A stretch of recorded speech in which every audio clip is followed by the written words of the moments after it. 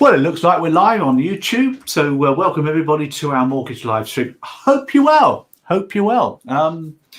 Let's talk to you about mortgages. Let's talk to you about CMAPs and mortgages and everything that's going on really in this world of ours. So well into March now. Cheltenham Festival is this week. Got it wrong last week, didn't I? But there's nobody about anyway. Normally Cheltenham Festival, there's like hundreds of thousands of people milling around, but not at all this week, of course, because we're all still locked down, as everybody else is as well. Because some countries in Europe, of course, are going into lockdown now. So what have they been doing up to now? I don't know. But anyway, let's talk about all stuff mortgages for you. Got a couple of great thinking thoughts about selling on this live stream as well for you. No sort of product updates for you, apart from a little update on what's going on with the syllabus, really, because it's all a bit of a pickle, really. Let's be honest about it, isn't it? Last year, lots of companies were struggling to do what they had to do with people working from home, and I get all of that. Now, the LIBF have decided to change the syllabus in April, but the changing syllabus in April is only for 2021. It's not actually for 21-22, if you get what I'm thinking about. So people are getting really worried about it, and I don't know why. I think it's a marketing thing. They say, you've got to take your exam before the end of March. If you don't take it by the end of March, you've got to have a new syllabus. But the new syllabus is pretty much the same as the old one. Not a lot of people know that. It does make me tickle. People get all nervous and worried. They've got panic. I've got to pass my exam by the end of March. But truthfully, guys, it makes no difference at all. The 2021 syllabus is the same as the 1920 syllabus. There was no tax changes last year. Well, this year, really, what we're in now, aren't we? Because we're in 21-22 soon, but currently, of course, we're in tax year 2021. And the LIBF have just decided to change their syllabus to that, but a year later. But, let's not judge, because I'm not going to do that. The fact is, it's difficult. A lot of people don't know that the LIBF actually is quite a small organisation.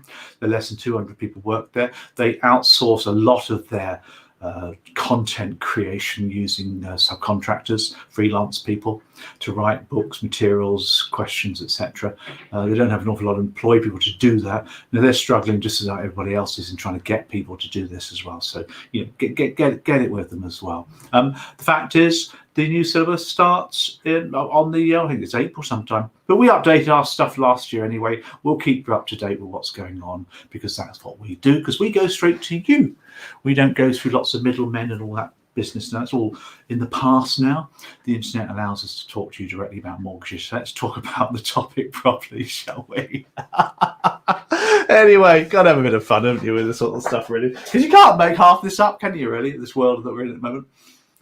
But let's get serious now. Let's put on a serious face now, because I'm going to talk about giving advice to people and selling advice. Now, of course, if selling just brings you out in spots and convulsions, then you want to look away right now. But the fact is, if you want to feed your kids, you've got to sell. Whatever your job is, whether you're a professional mortgage advisor, financial advisor, solicitor, accountant, you've still got to sell. And obviously the advice you give is totally correct, because we're regulated to do that. But you've still got to create desire. You've still got to encourage people to buy what you've got to sell. You've still got to sell yourself. Otherwise, you're not going to earn any money at all. And you'll be very proud about passing your exams, but you'll have no business, which is no good to anybody. So what I want to talk to you about now is how you can create desire. There you go. Create desire. Do you like that one, do you? Create desire for your advice.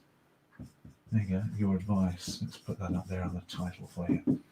Because it's not a bad thing, selling. It's not a dirty word. Don't think it is for a moment. I know a lot of mortgage advisors who get all qualified and they think, wow, I'm qualified, man. Here's my certificate. Please, customers, clients, come to me now. It's not going to work like that. That is just not going to happen unless you happen to be part of an IFA practice that's got about 1 million clients that need looking after, and they keep getting requested for business and you get referred. Then, of course, it's very different. But for the majority of people setting up on their own, they've got to create some desire for their business. Now, I've got 6 tips for you here. And the difference really is this one here, which we often call it needs versus wants. Needs and wants. Now, talk to any compliance dude or file checker or your sales director or your network manager, somebody that's got like a risk lens on, which most of them do, then they talk about client needs. talk to the exam bodies, the regulators. We're talking about client needs. And yes, you've got to establish clients' needs and then advise them on those needs. It's easy. Find out what the needs are by doing fact finding, whatever. You get trained to do it. Elicit those needs, recommend the advice that it has solutions for those needs, and everyone's a winner. If you do it properly, you fill in your suitability letters, you do all your KFIs and all the various disclosures, then you'll do a proper job. But clients won't buy that, and that's the point. Clients don't buy needs. They buy wants. And I want to talk about that a bit more in detail for you, because I really want you to get this, because you are a professional mortgage advisor, but you're also in the business of selling. It's not a dirty word. As I mentioned to you, you're getting convulsions right now, then move away. Fact is, it's not a dirty word. Okay, when we're allowed out to go to restaurants, Shelley and I hope to go to some restaurants and have a nice meal.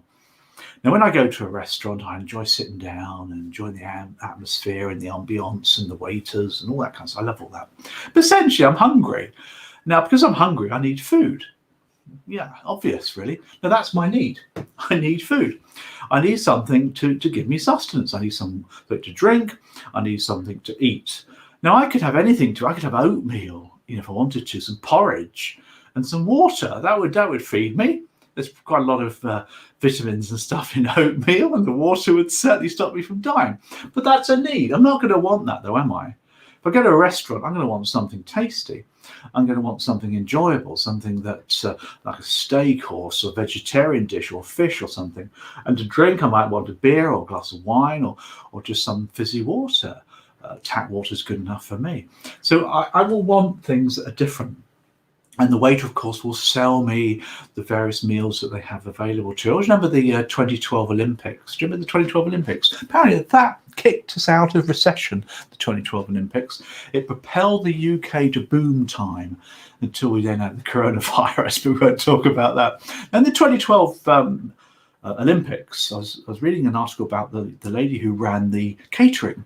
And she was saying that she had to feed all these athletes, and the interviewer was really intrigued as to what do athletes eat? How do you feed an athlete? A world-class athlete. And she was saying, well, for all intents and purposes, athletes regard food as fuel.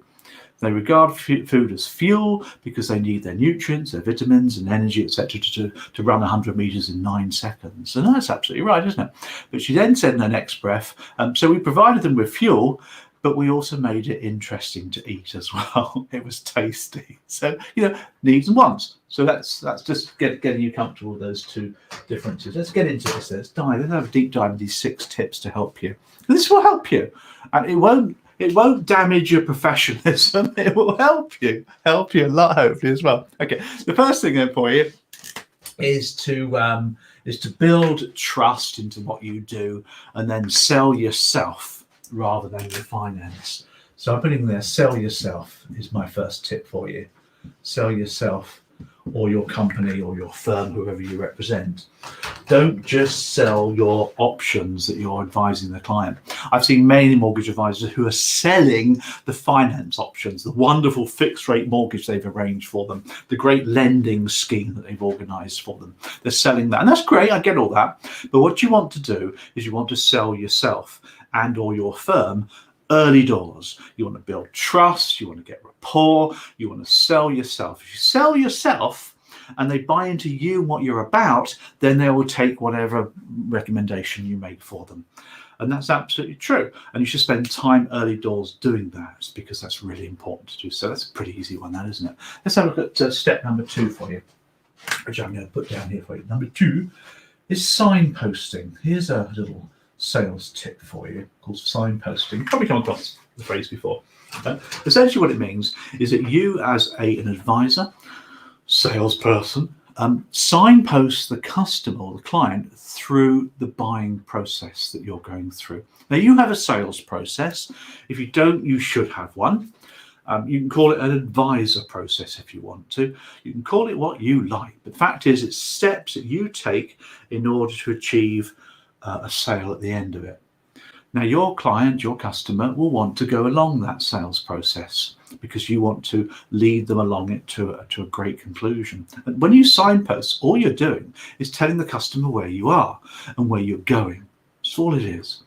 And just by the mere nature of telling the client or leading them along your process is enough for them to often buy it. If they bought into you and they trust you, then they will pretty much do what you want them to do.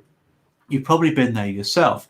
I mean, I went to a lawyer last year to buy the house, and the lawyer took me through the process. She told me what she needed to do. I just kind of followed, because we do, don't we? We are herd animals at the end of the day. We do follow, almost like lemming-like sometimes. I'm not saying for a moment that you should lead the customer to something they don't need. Needs versus wants. They should need it, otherwise you shouldn't be selling it. That goes without saying. But the mere fact of leading them along your sales process is often enough to create some urgency in order to get to the next stage. And urgency is a good thing as well. Why do they need to move quickly?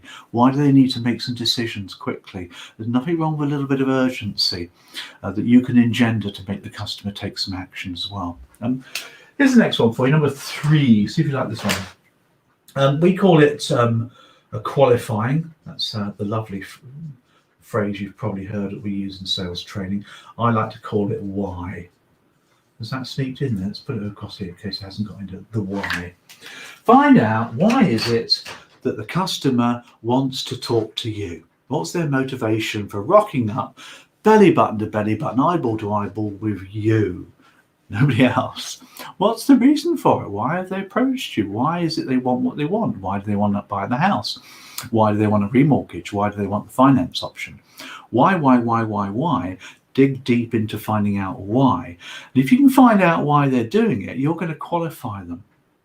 You're going to qualify them to find out what their motivation is, what their hot button is. What is it that excites them about talking to you to organise the finance? You need to find that out, and then of course you can use that later when you're promoting your advice, your needs, if you like. Actually, let's make that quite clear what we're talking about here. Needs is the advice side, isn't it? Let's just squeeze that in there. So wants are the desire. That's what people desire. They desire advice, just keeping up. Makes sense, doesn't it? Okay, different colour pen then. Let's give you tip number 4. This is probably my favourite one, actually. See what you think about this one. The customer or the client, let's call them clients, can't we? The client's buying process. The client's buying process. What I mean by this is what you've got to do here is you've got to find out how the customer buys things. Now, everybody has a process of buying things. It doesn't matter what you're buying, you have a process to follow. Everybody's slightly different, but broadly speaking, people have steps in which they take to buy things. Me, I like to do a lot of research. I like to get good at the topic. I then look at customer reactions, reviews. I like to look at the person, the shop, the website, whatever it is. I like to feel good about it personally, to have trust, and then I go ahead and buy it. I don't faff around too much. Everybody has a different buying process. You've got to find out where the customer is in their buying process. Just because you're talking to them, don't think for a moment they're not talking to anybody else. Okay, they might just be with you. It might be a client you've dealt with for years in the buy-to-let market, for example. They've always come back to you.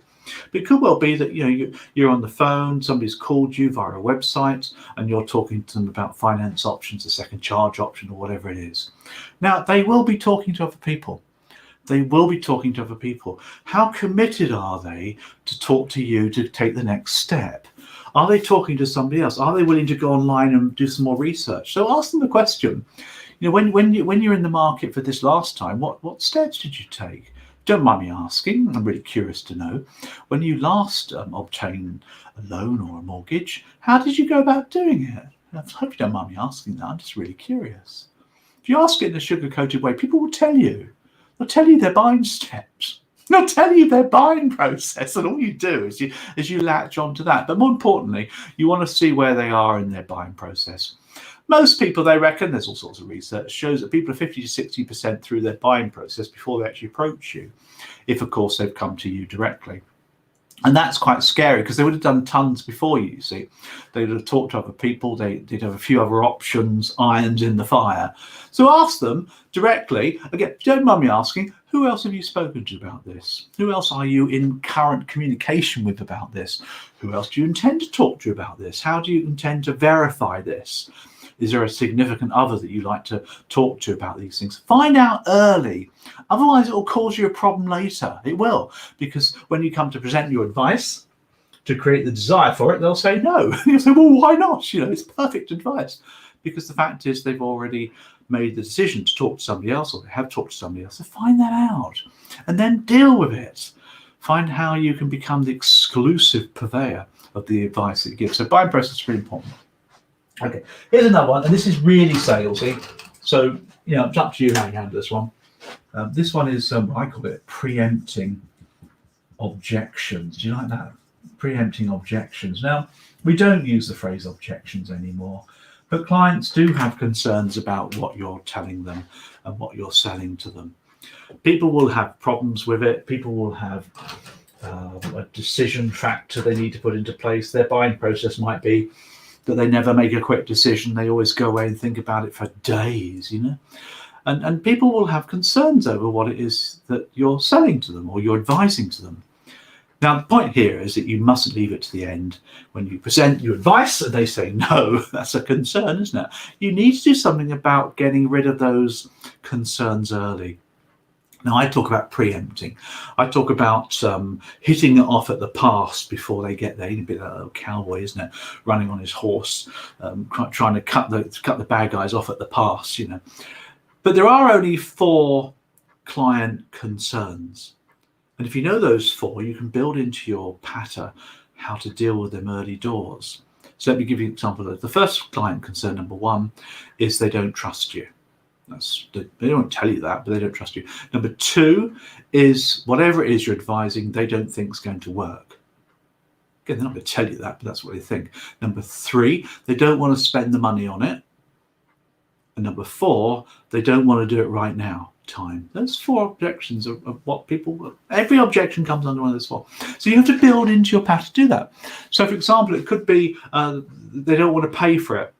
Now, you may well sell a product that maybe has some expensive parts to it. Now, I sell my services. I have a fee.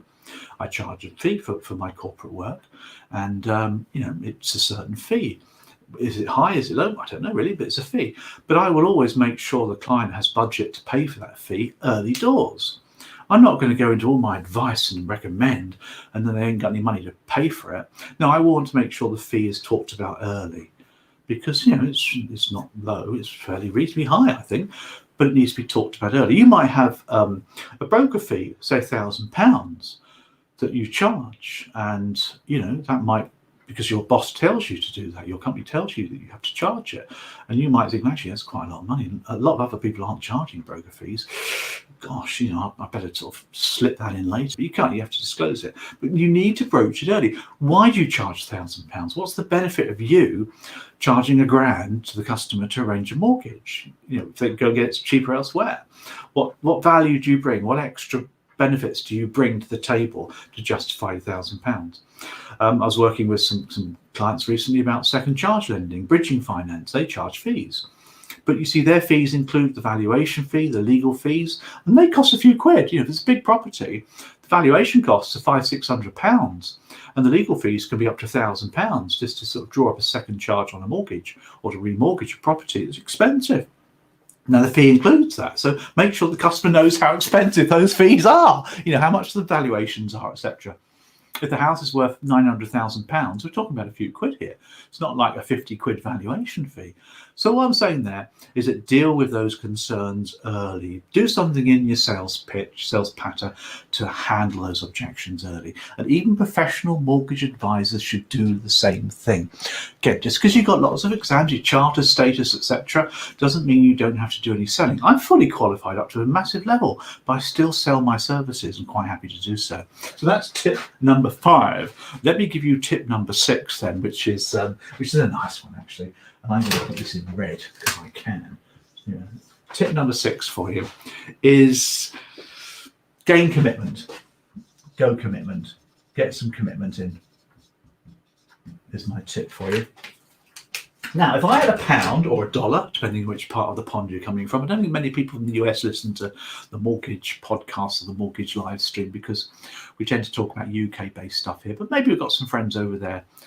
on the other side of the pond who talk about dollars. Now, if I had $1 or £1 for every mortgage advisor that have said to me that they are giving advice when they're actually just giving free information, I would be a very rich man. So I'm talking about here free information. There's a lot of mortgage advisors, financial advisors, who give a lot of free information. Now, they're giving free information out because, they can, but the customer, the client, doesn't end up buying, and they're just getting free information. Now, again, if I had £1 for every time I've seen that, I'd be a very rich person. Now, why do we give free information? Well, we don't really want to, but we're giving information, we're giving advice, if you like, information, and the customer's not buying it. So my interpretation of that is it's free, and that's wrong. You've got to put money on the table. You've got to feed your kids, haven't you? You've got to earn some bucks. You've got to keep the coins rolling in. So, of course, you're talking here about free information. How do you get around that? Well, you get commitment from the customer before you give them the free information. It's that simple, really. 2 types of commitment, really, that you can talk about here. There's testing the water. I call them test closes, but the phrase close is a bit 90s, isn't it? So ask the customer how they're getting on. How does that sound so far? What does this come over to you at this point? And how are you thinking? What are you thinking at this stage? How is that feeling for you? How's that sounding for you? Is this interesting so far? So throughout your sales process, make sure you ask those questions. Get them nodding, get the green light on the traffic lights. So test closing is something you should do regularly. Use yes tags. This is quite interesting, isn't it? We're going to do a fact find now for about half an hour to find out what needs you have. That would be useful, wouldn't it? So use yes tags to get people to nod. Test closes are really useful. And if you get really brave and you're about to give a load of free information, try and get some commitment to that free information turning into a sale. So I call this the vicar close. You ask me about that later, but it's called pre-close sometimes as well. So ask the question like this. Okay, what we're going to do now is spend a good hour looking at your needs, and I'll then turn that into some advice, so I can present the advice which will let you buy the house and keep the property for whatever happens to you. If that meets your needs and the advice I give you, really resonates with you, are you in a position to go ahead with me right now? It's like that bit at the end. It's a bit salesy. So, if the advice I give you fits you, you like it, it fits your budget, you can afford it, are you going to go ahead with it? It's what you're saying. You're doing it in a nice way. Obviously, you're not asking them to go ahead yet because you haven't given them the advice. Do you see what I mean? You're doing it pre the advice. But that will stop you giving free information. If you think you're going to have to give free information, get commitment first. Okay, we're going to talk about this for half an hour. I'm going to give you this advice. I'm going to show you what mortgage you can obtain at what rate. But if it fits you, if it suits you, if you like it, would you go ahead with it now? Would you buy it now? They may come back and say, well, I'm not quite sure about that. But then you want to deal with that before you start giving the free advice. You see, that's what it comes down to. So, it's up to you how you handle that. I mean, I'm not going to tell you that you should not use any sales skills, because you might, your position in your company might be enough. Or you've got your lovely offices, your great brand, and you're giving advice and people just buy it from you without even thinking about it. I get it, it's totally fine. But a lot of people do need to do some selling. And these ideas will just create desire for your advice. That's what I'm looking to do here.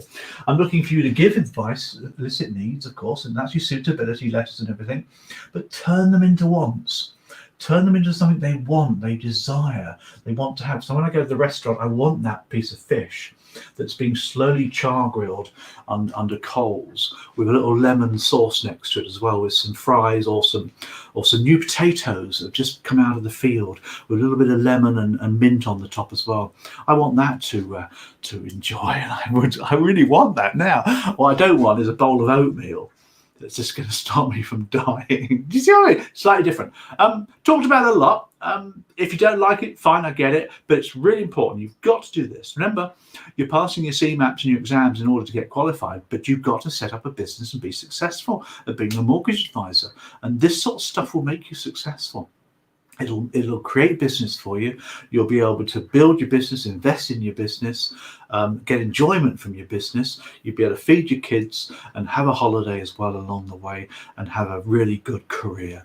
Remember, everybody has to sell, and these subtle ways allow you to do that. That's been useful. Bye. Did you like that one, did you? I hope you did. I hope you liked that. You got to think about these things, haven't you? You've really got to think about this stuff as well. Anyway, time's gone on, isn't it? It's 12:25, so I need to wrap up the live stream. I'm going to carry on recording now as well, do a few more videos, just in the studio, but I'll put them on YouTube for you so you'll be able to watch that. Remember the YouTube channel, really useful that you've come onto this. Love you to subscribe.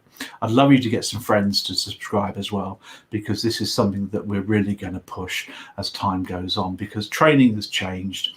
People will be able to get their training free on YouTube moving forward, but you can rely on this site for you. It will certainly be very, very useful. So refer your friends. Would be appreciative if you did. Other than that, I hope you have a great week.